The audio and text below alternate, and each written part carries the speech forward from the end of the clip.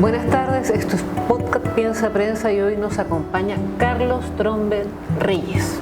Un gusto, Carlos. El gusto es mío, Catalina. Carlos, para los que no te conocen y seguramente en estos días han oído, ¿sí?, de tu último libro, Allende, que es una novela ficción. Sin embargo, como hablábamos, todo tu trabajo, porque también eres periodista, está muy sustentado en investigación periodística y por lo tanto es una excelente forma también de conocer nuestra historia. Cuéntanos un poquito de tu trayectoria, tienes muchísimo material. Sí, yo empecé hace varios años y en el año 2015 publiqué mi primera novela histórica, se llama Huáscar, una novela sobre la Guerra del Pacífico, la campaña naval, que se publicó también en el Perú con bastante éxito, y desde ahí no he parado en seguir la historia de Chile a través de las décadas, ¿no es cierto?, a través de los episodios más dramáticos de nuestra historia, como fue la Guerra Civil de 1891 y el derrocamiento del presidente Balmaceda, la masacre obrera de la Escuela Santa María en Iquique, el derrocamiento de Arturo Alessandri en el Ruido de Sables de 1924, y ahora, a los 50 años del golpe militar, esta novela sobre los inviernos de Salvador Allende, los inviernos del 71, 72 y 73. Tú contabas que decías un símil entre el clima político y el clima ambiental que se había dado. Es una época intensa de lluvias, inundaciones, nevó en Santiago en julio del 71 y los 3 años fueron muy lluviosos, ¿no? Es una época en que la infraestructura pública era bien precaria. Además, en esos años se estaba construyendo el metro de Santiago a tajo abierto, ¿no? No como ahora, que es muy moderno el sistema. Entonces se inundaban los agujeros del metro, todas las piedras y los camotes que salían de la excavación se usaban en las refriegas callejeras. Los manifestantes de un lado a otro arrancaban las latas de protección de los hoyos del metro, entonces se caían las micros dentro de los hoyos. Había una sensación de caos que rebasaba, por supuesto, el marco político a todos estos detalles que te comento. Sí. Bueno, este espacio siempre busca relevar el trabajo en dirección a los derechos humanos y nosotros sabemos que eso también ha sido un eje para ti en el desarrollo de tu investigación y tu trabajo como escritor, digamos, periodístico e investigativo. Sí. Bueno, en la novela de Allende, que desemboca, finaliza como epílogo en el golpe de Estado, se traza o se muestra, y fue el intento explícito mío de reconstruir la época de Allende, ¿no?, a través de los medios de comunicación, la farándula, el espectáculo, la política, la vida cotidiana. Y en esa investigación, fuerte énfasis en los medios de la época, en la prensa, de todas las tendencias, por cierto, me encontré con un país que tenía un sustrato de violencia estructural muy grande. Una violencia contra los campesinos, contra los pobres, contra las mujeres, contra los niños, contra las minorías, contra las disidencias sexuales, una época muy homofóbica, ¿no? Entonces esa violencia instalada en la sociedad, naturalizada, que los medios de comunicación mostraban sin ningún pudor ni respeto por las víctimas. Era muy normal que en un accidente de tránsito, que eran pavorosos en la época, no había una señalética ni un respeto por las leyes del tránsito. No lo hay mucho hoy día, pero en esa época era peor. No había ni lomos de toro, entonces los autos en Santiago corrían, ¿no?, corrían y chocaban, el transporte público era un desastre. Entonces mostraba a la prensa las víctimas así, sin ningún tipo de respeto. Entonces esa naturalización de la violencia me da la impresión, creo, una hipótesis, y es una novela, insisto, no me voy de tesis en eso, solo lo muestro. Esa violencia estructural, probablemente el golpe de Estado es un corolario de algo que estaba instalado en la sociedad hacía mucho tiempo. Esa falta de respeto por los derechos humanos. En esa época era una práctica habitual en las comisarías torturar a los detenidos. Delincuencia común, ¿no es cierto? No había un sistema de garantías más allá de lo básico que establecía la Constitución, ¿no? Entonces, como la mayor parte de las personas que delinquían pertenecían a los estratos más desfavorecidos y pobres de la sociedad, la tortura se practicaba sin ningún tipo de contrapeso. No había una audiencia de formalización como hoy en día, una lectura de derechos, contratación de lesiones, eso no existía. Entonces, en un país así, mucho más pobre de lo que somos ahora, podemos discutir cuál es nuestro desarrollo actual, pero en esa época era un país mucho más pobre, el nivel de violencia era altísimo, previo al golpe de Estado. Y ahí tú instalas el golpe como un hecho que de alguna manera parte, ¿no? Sí. corta, genera. Es muy manifiesto el deterioro del clima entre 71 y 73, ¿ah? Y tú lo ves en los medios, ¿no?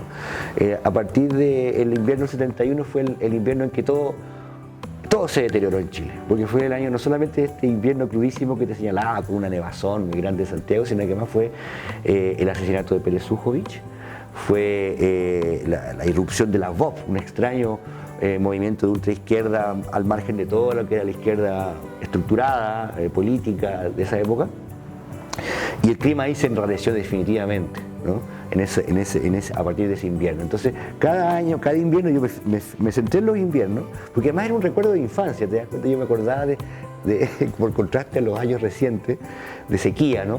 Que los inviernos eran crudísimos en esa época. Llovía 3 días seguidos, yo soy de la quinta región, de Viña, lloviendo 3 días. Entonces, por eso me acordaba mucho de los inviernos, ¿no? Y el año 72 ya marcado por el deterioro del 71, previo al paro de octubre, que fue un antes y un después para Allende, y ya julio del 73, eso era... lo han dicho distintos historiadores, entre ellos Eric Hobsbawm, ¿no? El británico, el gobierno ya vivía de ilusiones, ya estaba perdido todo en julio. En ese juego tú planteas también el rol de los medios de comunicación, ¿sí?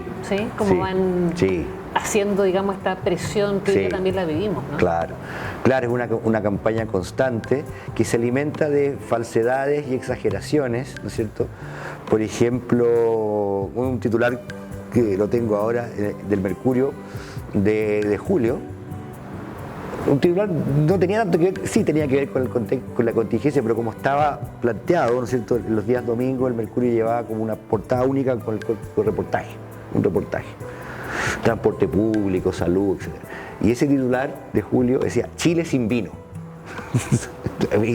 Porque la reforma agraria iba a afectar el suministro de vino y todo el conocimiento tecnológico. Inoculando suavemente. O sea, un país sin vino, o sea, no resiste ni un gobierno, no resiste ni 3 semanas en Chile sin vino, ¿no? Más allá de todo lo que podamos ver. Pero ese tipo de titulares, ¿no es cierto? Más allá, como te digo, no, ¿te fijas? Tiene que ver como... ¡wow! Subliminal que iba pero terrible. Tejiendo. Claro, terrible. En esa época se daban era la época en que se hacían ensayos nucleares, las grandes potencias, hacían ensayos nucleares en la atmósfera. Fueron prohibidos a mediados de los años 70, 78. Pero esa cosa se hacían en la atmósfera, ¿sí? Y Francia los estaba realizando en el atolón de Mururoa, a 6.000 kilómetros de la costa chilena, y se hablaba que la radiación viajaba. Y hubo pruebas de que así era, ¿no? Se desplazaba la radiación hacia Chile, Perú, Ecuador, y caía en la forma de precipitación, ¿no?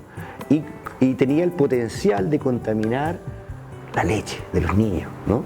La leche materna, la leche de las vacas, ¿no es cierto? Entonces hubo un ensayo nuclear que decía, un ensayo nuclear como muchos de los que hubo en ese momento, pues el titular era Chile expuesto al genocidio nuclear.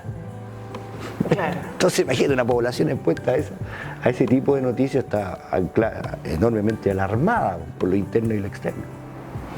Carlos, en el intertanto, digamos, de la entrevista, comentábamos de estas como extrañas secuencias que se dan donde vamos y volvemos. Poníamos de ejemplo, no sé, las últimas semanas con estas amenazas de ciertos sectores como los republicanos que hablan de eliminar el IVE, que es, digamos, la única garantía, entre comillas, que existe para situaciones específicas en la necesidad de abortar, porque son en casos de urgencia máxima, ¿no? Violación, muerte o inviabilidad fetal, estamos hablando de que no va a llegar a término. Incluso en esos casos lo están poniendo en marco así como de criminalidad que podría llevar a la cárcel a las mujeres por 10 años, y hacíamos memoria que antiguamente eso no existía. Claro. Entonces, yo creo que también sería interesante de alguna manera invitar a la gente que nos ve a seguir tu línea histórica. ¿Cierto? Y seguramente también algunos estudios que has hecho, no sé, ¿nos podrías recomendar algo para hacer ese paneo? Mira, por ejemplo, en ese tema en particular, los derechos de las mujeres, ¿no? En Chile la primera ley de divorcio se planteó en 1924, el Partido Radical. 100 años, casi 80, hasta Ricardo Lagos tuvo que esperar esa ley, en torno a la cual había bastante consenso. Y sin embargo, es el ir y venir del debate político machista de la época, no había parlamentarias en los años 20, las primeras son de los 50 en adelante, ¿no? Entonces eso no prosperó. En el diario La Nación, esto lo digo porque lo investigué para la novela Baquedano, que es la que se desarrolla en la crisis política de los años 20, ¿no? Y cuando se instaló la estatua de Baquedano en la plaza donde estaba hasta hace poco. Bueno, el diario La Nación, que en esa época pertenecía al empresario y senador Eliodoro Yáñez, hizo un experimento súper interesante. Empezó a sondear la sociedad chilena, pero a las mujeres, en sus diarios. Él tenía dos, La Nación y el diario de la tarde, Los Tiempos. Entonces, todas las semanas se apostaba a los periodistas o un periodista a la salida de una fábrica. Ya había una inserción laboral importante de las mujeres en Chile. Eso precede incluso el Código del Trabajo, ¿no? Entonces, fábrica de zapatos, fábrica textil, ya había un desarrollo industrial textil en Chile y las mujeres eran fundamentalmente las obreras por sus habilidades manuales en esa industria. Fábrica de calzado tanto. Entonces, ¿qué opina la mujer del divorcio? ¿No? Yo se lo contaba a una amiga chilena que vivió tiempos difíciles en la post-dictadura. Todas conservadoras, me dijo. No. La abrumadora mayoría de las mujeres chilenas en los años 20 y trabajadoras estaban a favor del divorcio. Y las opiniones que vertían en el diario de La Nación eran de un asombroso nivel de conciencia cívica y de género. Decía, hasta una mujer dijo, soy partidaria del amor libre. En los años 20. ¿No? Por supuesto, pero tenemos que legislar siguiendo los ejemplos más avanzados de América Latina, como Uruguay, dice otra obrera. Otra dice, todas las mujeres tenemos derecho a recomponer nuestras vidas y nuestros maridos no han estado a la altura. Y eso no fue...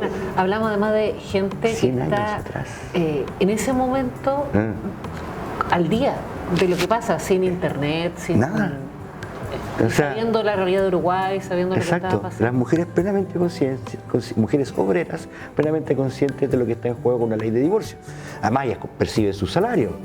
Y ese salario hay que pasárselo de repente al otro que no tiene empleo para que se lo tome. Fíjate, estoy siendo medio caricaturizador, pero había esa conciencia. Y también alternaban la visión obrera o de la clase media con las mujeres de clase alta, ¿no? Y ahí se invertía la lógica, ¿no? La madre del poeta Vicente Huidobro, señora Fernández, presidía la Unión de Damas de Chile. Entonces ahí hace un discurso antidivorcio que es destruir a la familia y cómo los diputados no se ponen en esos pobres niños que quedarán sin un padre si hay divorcio, ¿no? Y ahí se invierte la correlación, porque una de cada 4 mujeres de clase alta es progresista, abierta, liberal, instruida, y dice el divorcio es lo más lógico. Qué interesante. Y su libro Allende, hemos conversado de este libro, pero también hemos hablado en general de tu trabajo como periodista, investigador, donde efectivamente haces novela histórica, que está sustentada en hechos verídicos, y también en cómo se han ido dibujando un poco las últimas décadas. Si seguimos en esa línea, yo creo que todo esto además nos deja enseñanzas, ¿no? Sí. Estos procesos históricos además observados van dejando algunos elementos en relevo. ¿Qué dirías tú al respecto? Bueno, si tenemos que rescatar lo que ocurrió en la década de los 70, creo que a 50 años, nosotros somos hijos de esa década en muchos sentidos, ¿no? La tecnología, los movimientos de emancipación de las mujeres, de las disidencias distintas, se estaban planteando ya en ese momento, de manera incipiente, ¿no? Y el tremendo retroceso, la ciencia, por ejemplo, en el libro se habla de la ciencia en Chile, se hacía neurociencia de primer nivel con medios muy rudimentarios, con unos microscopios muy básicos, con pura, como maestra chasquilla, pero aplicado a la ciencia en Chile, ¿no? Y aparece ahí el caso del laboratorio de Montemar en Reñaca, donde se investigaba el funcionamiento de las neuronas con jibias, ¿no? Con axones de jibia. Unas investigaciones que llamaron la atención a nivel mundial, ¿no? Todo eso, con el golpe de Estado, se perdió, un retroceso gigantesco para la sociedad, para las mujeres, para la ciencia, para el conocimiento, para el arte, para la cultura. Y sin embargo, es porfiada la cultura, son porfiadas las mujeres, son porfiadas las disidencias. La ciencia no se detiene a pesar de los periodos de oscurantismo como lo que reportó la dictadura militar en Chile, cívico-militar, perdón. Y sin embargo, volvemos, ¿no? Volvemos siempre de alguna manera o de otra. Y eso nos obliga también a repensarnos, ¿no? Repensarnos como... ¿Cómo nos repetimos el...? Claro, ¿cómo nos repetimos? ¿En qué nos equivocamos? ¿Qué miramos mal? ¿Qué cosas no vimos? Tenemos que, y en este momento actual, donde se habla de un surgimiento de populismo, xenofobias, ultraderechas, anti-mujer, agenda anti-mujer, hay que pensar, tenemos que pensar nuevas articulaciones, nuevas... no nos podemos seguir aferrando a fórmulas que fueron del ADN de la izquierda hace más de 100 años, ¿no? Que se dieron en un contexto muy concreto, la revolución industrial, y ahora estamos en una post-revolución tecnológica, globalizada, con elementos completamente nuevos. Entonces, por eso tenemos que repensarnos para los próximos 50 o 100 años, ¿no? Con una amenaza ecológica y de colapso medioambiental concretísima, ¿no? Nos estamos incendiando, nos estamos inundando, nos estamos desertificando, nos estamos quedando sin agua, o con excesos puntuales de agua que destruyen todo. Entonces hay que pensar todos estos elementos no por separado, sino que de alguna manera global, ¿no? Holística se suele decir. Así que yo creo que si algo entrega a la novela en términos de lo que se muestra, como era la década de los 70, es que muchas de las cosas que hoy día problematizamos estaban ya en ese momento. O sea, no hay nada nuevo, pero además tú también me comentabas en el intertanto esto de que uno ve otros sectores que sí son muy organizados. Sí, claro. Estos sectores que justamente atentan contra los derechos, atentan contra el medio ambiente, atentan contra las minorías que no somos minorías, están súper coordinados a nivel internacional, no solamente en la interna. Usan los mismos slogans. Los mismos slogans. Make Chile great again. Claro, claro, es una repetición, está como probado. Sí, ¿no? sí, sí. Y acá pareciera entonces que nos estamos quedando al debe con la reformulación de una nueva propuesta. Quizás tengamos que pensar eso, quizás que tengamos que aprender de la primera convención constitucional, que tenemos que aprender de otras naciones, de otros países, de la resiliencia, de la cultura, del arte, de las mujeres, de las disidencias, de los profesores, del personal de la salud, en otras latitudes cercanas y distantes, ¿no? De otras culturas.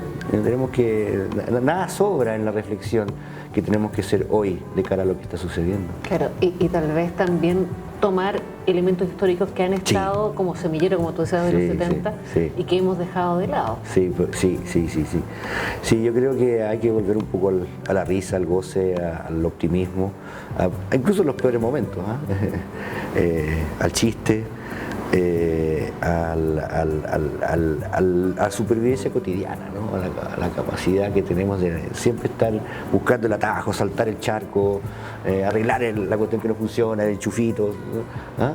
Ahí hay claves cotidianas y domésticas y muy sencillas para hacer frente a esta vorágine que enfrentamos. Sí. Cuando conversábamos antes de la entrevista, tú me hablabas de hechos que parecen casi así como de ficción en Chile y que son reales. Por ejemplo, esta clonación de un supercomputador. Sí. Hablábamos de esta forma de vivir escindidos de nuestra raíz de pueblos originarios. Sí. Son varios elementos que de alguna manera marcan como, podríamos decir, pistas, ¿cierto? Sí. ¿De qué pasa con la psiquis de Chile? Claro. ¿Qué crees tú que...? Tenemos ahí unas divisiones bien tajantes entre nuestro yo, super yo, el ello, las pasiones, los deseos, y la normatividad, ¿no? Esa norma, ese peso del Estado, ese peso del decoro, ¿no? Del deber ser. En Chile siempre hay alguien que está transgrediendo, alguien que está traicionando, alguien que está creando, alguien que está soñando, ¿no? Y en todo ese revoltijo, ¿no es cierto?, aparecen momentos de la historia que sintetizan todo lo dramático en esa época, la de Allende, la tragedia, el sueño, la creatividad, la innovación, ¿no? Tú hablabas de la computadora clonada, eso se dio en el marco del proyecto CyberSyn, ¿no? Esta intranet que hasta el día de hoy los historiadores de Internet destacan como un proyecto pionero.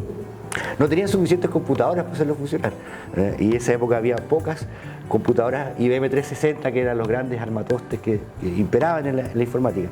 Como faltaba compu, idearon, y no se sabe quién, y por eso está ficcionalizado en la novela, clonar una computadora que era lo más moderno que había en esa época, una computadora diseñada del MIT, y era modular y pequeña, compacta para la época. Compacta quiere decir que era el porte de un refrigerador. Era muy compacta y tenía un diseño bien modernillo, así tipo sintetizador de bandas de prog rock, así, ¿no? Y se clonó la computadora y empezó a operar en ECOM, ¿no? Y ese entre mito urbano y orgullo y misterio de qué sucedió con esa computadora. Porque era además seguridad nacional, ¿no? Por supuesto, claro, imagínate. ¿Quién la clonó? ¿Dónde? Si fue en Cuba, fue acá, con qué piezas y partes, quiénes fueron los ingenieros de eso. Misterio a resolver y quizás una tarea de investigación de largo plazo. Y que nos da una pista de que en realidad no somos un país que no tenga habilidades para la ciencia. Por ejemplo, claro, todo lo contrario. Sí. Hablábamos también, yo te comentaba esto de, siempre se me olvida, ¿Cuál? La que está en el mo del pan. Ah, ¿perdón? La del mo de pan. Ah, la penicilina. Penicilina. La penicilina. Imagínate. Chile tuvo laboratorios de penicilina en la época de guerra, y también desapareció eso. Claro, hubo un gran desarrollo farmacéutico en Chile durante la Segunda Guerra Mundial. Y después, ¿no? Y teníamos capacidades farmacoquímicas importantes y se fueron desarticulando con la apertura neoliberal, que perjudicó y neutralizó capacidades industriales que, si bien no hubiesen podido sobrevivir a gran escala en un contexto de globalización económica, pero sí unos nichos de capacidad industrial habrían sido relevantes y probablemente hoy día nuestro horizonte de productividad sería otro. Sí. Después de toda esta vuelta de elementos, ¿qué crees tú que podría ser un poco la síntesis del proceso que hemos llevado en los últimos 50 años? Que es una tremenda síntesis, pero igual tiene ciertos hilos conductores. Sí.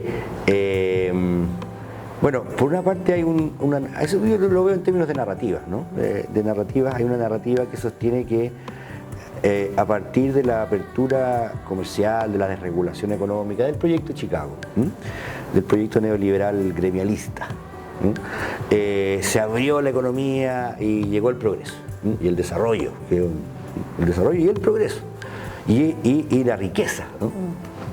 Y yo creo que es un poco una narrativa, o sea, apresurada, ¿no? Porque quedaron bolsones de pobreza, marginalidad y salud mental, ¿no? Bueno, ahí marca la importancia de lo que dice el relato. Sí, por eso lo digo. Ese relato al cual se adhieren todavía muchos, deja de lado los aspectos más duros de la deuda social que tiene el país hoy. Que sigue existiendo un grave problema de desánimo, nihilismo, depresión, salud mental, postración, suicidio, violencia intrafamiliar, ¿no? Eso no se resuelve desde la economía necesariamente, ¿no? Y más aún, si vemos hoy día lo que está sucediendo a nivel mundial, yo diría que esa fórmula, la neoliberal, es la que más debilita la democracia, ¿no? O sea, durante los 90 se decía neoliberalismo, democracia liberal, fin del comunismo, estamos listos, ¿no? A 30 años de eso es todo lo contrario. Nunca ha estado más bajo amenaza la democracia después de la desarticulación de lo social, del estado de bienestar, ¿no? El incremento de la desigualdad. Son todos elementos que debilitan la democracia, debilitan la cohesión, debilitan la libertad de las personas, la verdadera libertad de elegir. Súper interesante eso, ¿no? De cómo estamos desmitificando de alguna manera. Yo creo, y hay que hacerlo. ¿Se te ocurre alguna propuesta? ¿Por dónde habría que ir? Cuando uno llega a la propuesta, empieza. Cuando llega a la propuesta, lo que pasa es que alguien que observa la historia tiene de alguna manera una ventaja, que es lo que tratamos además acá de postular, donde relevamos la importancia de la memoria. Tiene que ver también con eso. Sí, yo creo, vuelvo como al comentario anterior, un sistema económico de cualquier índole, desde el feudalismo, capitalismo, socialdemocracia, todos los sistemas económicos, ¿no? E institucionales crean bolsones de riqueza y postergación, ¿no? Y los que están en la riqueza van a defender esa riqueza bajo todo punto de vista, con todos los medios que tengan a disposición, legales, ilegales, violentos, pacíficos, informativos, mediáticos. No va a haber, es lo esperable, ¿no? Si está en una situación de privilegio, lo vas a defender, ¿sí? Y los que están fuera del núcleo del privilegio necesitan reflexión política y filosófica e histórica para actuar en la sociedad. Y eso está un poco al debe, ¿no es cierto? Tuvimos un estallido social que es pulsional, que es emocional, que es movilizador, pero no es reflexivo, ¿no? Y después vino un proceso constitucional que todavía no se cierra, ¿no? Porque no ha habido eso otro, ¿no? No ha habido esa articulación política, social, reflexiva, filosófica, moral, ética, de los distintos sectores de la sociedad que aspiran a algo diferente. Aspiramos. Tú acabas de tocar un punto que de alguna manera lo hemos pasado por alto, pero a lo largo de esta historia, que además tú has ido relatando en tus distintas entregas, está el tema constituyente. ¿Qué piensas tú de este momento actual que está como a puertas ahí, uno no sabe qué va a pasar? Bueno, el proceso constituyente del año 24 es bien particular, porque fue un proceso constituyente cívico-militar. Los militares fueron parte de ese proceso, una generación militar distinta a la de los años 70, nacionalista pero cercano a la masonería, a cierto progresismo de clase media, ¿no es cierto? Entonces, había un consenso relativo de que en los años 20 que el sistema imperante en ese momento, el parlamentarista, no daba para más, la república oligárquica, aristocrática. Y hicieron una reforma constitucional, un cambio constitucional bien ambicioso, ¿no? Pero consensuado, e impulsado desde el Estado y desde el gobierno, ¿no? Entonces, este proceso constituyente ha estado lleno de baches y ripios, ¿no? Quienes lo propiciaron como así como ¡ay, salgamos del estropicio que hay durante el estallido! ¿No? Pero con una serie de, como un laberinto de plebiscitos de entrada, de salida, de quórums, de cosas así. Segundo lugar, un proceso constituyente no puede triunfar si no es apoyado por el gobierno de turno. El gobierno no puede ser neutral en ese proceso. Y Alessandri lo sabía en los años 20. Ibáñez lo sabía en los años 20. Pinochet lo sabía en los 80, desde la dictadura. Entonces no puede ser que el gobierno mire, ¿no? No puede ser eso. Claro, porque es una propuesta además para el Estado. Es para el Estado, sí. Y es de cara al futuro. Y lamentablemente hemos pasado también de una fragmentación en la primera convención y de muchos, digamos, no quiero entrar en la crítica de la constituyente, la crítica así del metro cuadrado. Y ahora nos pasamos a otro extremo ideológico, ¿no? Que no lleva a ninguna parte. Creo que no lleva a ninguna parte, creo que no va a llegar a ninguna parte, ¿no? Y ahora, ¿qué viene después de diciembre? No tengo la menor idea, pero el camino no se puede terminar ahí porque la sociedad sigue empantanada en un modelo de desarrollo que no da para más. Y un modelo político presidencialista que de facto está siendo superado. De facto. Donde además nos va quedando pendiente algo, que es el título de este último libro, ¿no? Y tiene que ver con los liderazgos. Sí. Pareciera que de alguna manera hoy día el liderazgo se define de otro lado, sí. Estamos ausentes del tipo que sea de liderazgo. pero sí, efectivamente. Pero además que hace contrapeso con lo que, por ejemplo, significaba la figura de Allende, claro. Que porta, ¿cierto?, una gran carga en su liderazgo. Claro, Allende fue un líder que tuvo una trayectoria muy larga. De joven ministro de Pedro Aguirre Cerda, a senador, a candidato durante 4 veces, ¿no? Hasta que ganó. Y por lo tanto articuló un movimiento social y político complejo, largo, que tenía los sindicatos, las organizaciones obreras, los partidos políticos de la pequeña burguesía, clase media, obrera, ¿no es cierto?, los intelectuales, los estudiantes, las mujeres. Fue toda una convergencia histórica, ¿no? Y que tardó en armarse.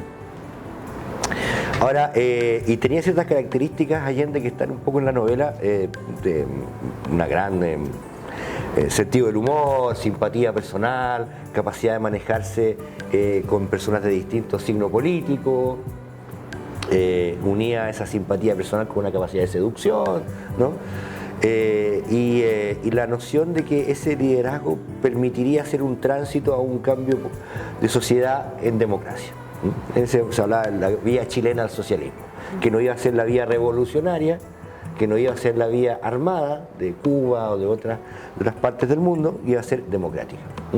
Y en eso había fuertes dosis de ingenuidad y de voluntarismo, hay que reconocerlo históricamente, ¿no? Ese era un tránsito que ningún país había hecho, porque iba a ser Chile tan excepcional que lo iba a lograr, solo porque Salvador Allende era tan simpático y buena onda, ¿no? No iba por ahí. Y eso tempranamente se reveló la enorme dificultad que entrañaba y un liderazgo como el de Allende, que era real, concreto, para ganar elecciones, para dar vuelta momentos de pesimismo. Después de cada derrota, Salvador Allende se recomponía su coalición y volvía al mismo empeño, ¿no es cierto? Esa perseverancia que es propia de un líder, frente a esa situación no logró mantener unida ni a su coalición, ni enfrentar a una oposición tenaz, terrible, articulada desde el exterior, ¿no? Con una capacidad enorme para destruir la economía doméstica. Muchas de las decisiones que se tomaron no fueron adecuadas, ¿no? Había un plan, un programa de nacionalización de la economía, de las grandes empresas y de economía mixta en las medianas, que rápidamente fue superada por los hechos, porque había también grupos, sectores de izquierda que eran muy radicales y que llevaron ese proceso a un punto sin retorno. La toma de empresas, la toma de fondos, ¿no? Salvador Allende dijo en muchas ocasiones, y en ese sentido hay que reconocer que el Mercurio mostraba sus discursos, los publicaba, que llamaba a no hacer tomas que no estuviesen enmarcadas en el programa del gobierno popular. Nosotros nos vamos a tomar, o sea, vamos a intervenir fondos, terrenos y fábricas de determinadas características. Están en el programa, está súper claro. Las otras no. Pero no, los movimientos políticos querían más y querían tomarse la fábrica de Cecina, la empresa textil con 4 trabajadores, el fundito chico del viejito de ahí de Casablanca, qué sé yo. Entonces eso fue imposible llevar a cabo un programa sensato, ambicioso, en el papel posible, porque la realidad suele ser rebelde con los planes hechos. Claro, y además no tomaba en cuenta, como tú decías, esta potencia extranjera que claro, está manejando el continente. Y la capacidad de asustar a la población mediante campañas del terror.